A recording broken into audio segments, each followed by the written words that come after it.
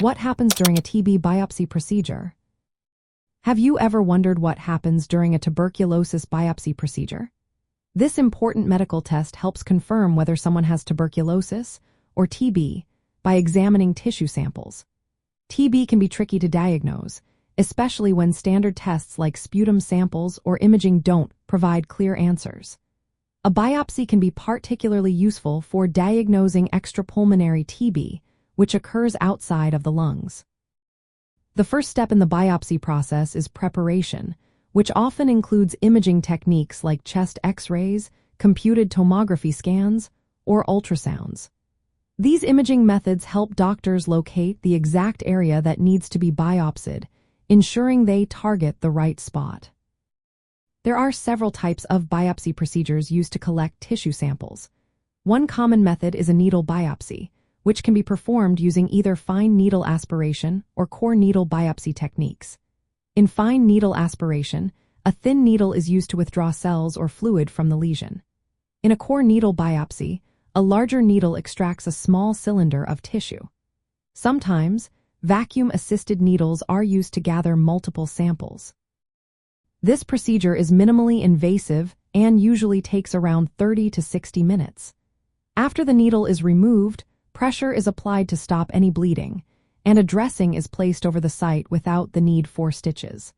A follow-up chest X-ray may be done to check for complications like a pneumothorax, which is a collapsed lung.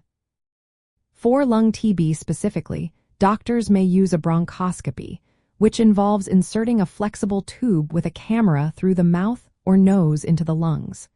This allows them to collect tissue samples from the lung lining or lymph nodes.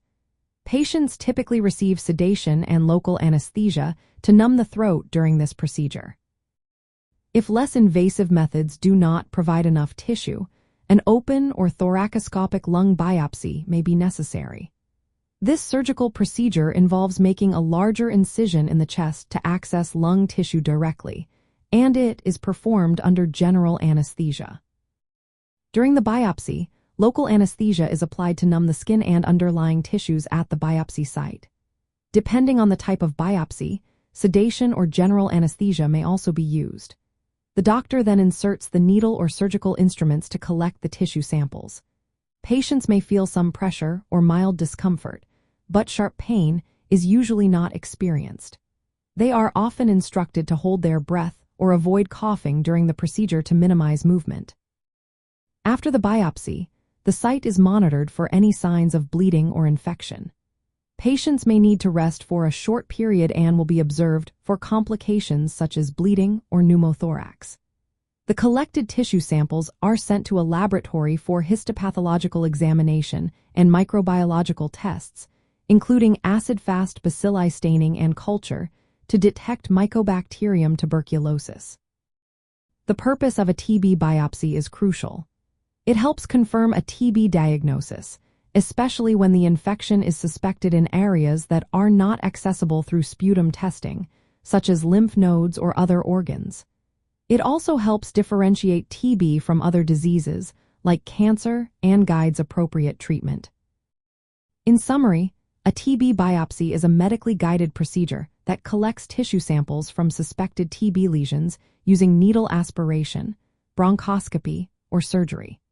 Performed under local or general anesthesia with imaging guidance, the procedure is followed by laboratory analysis to confirm tuberculosis infection.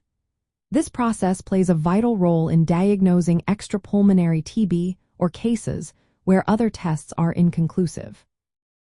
If you suspect you may have TB or have questions about the biopsy process, consulting with a healthcare professional is always the best course of action.